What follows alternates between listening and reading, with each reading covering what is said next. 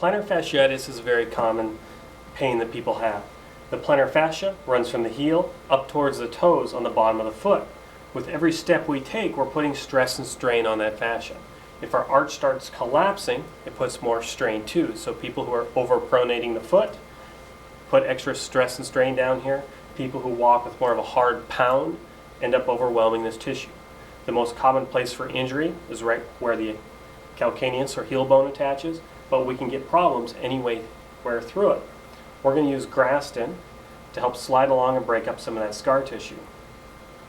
So we've already put a little electric and ice on this area to calm it down, get rid of some of the pain, inflammation, and numb it a little bit for us. We're going to slide along the skin.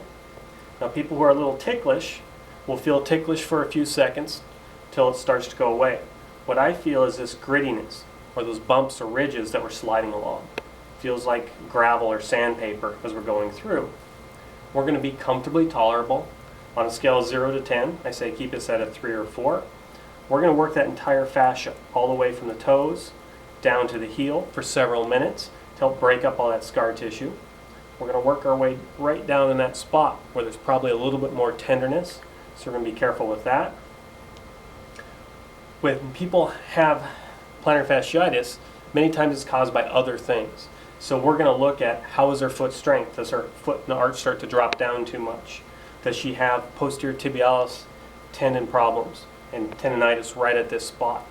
Is the calf and Achilles starting to have stress and strain? With plantar fasciitis, we're always working on decreasing the spasms and tightness in the calf muscle and hamstrings with it. So treatment is more than just on the bottom of the foot. It needs to be that whole system, that whole gait.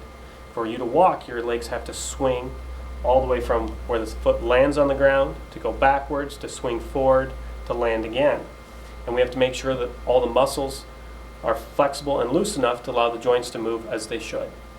Treatment usually is a course of several weeks where we should see a decrease in pain intensity and frequency. That sharp stabbing pain first thing in the morning is going to quickly decrease to more of a dull ache. The overall symptoms will continue to improve through treatment.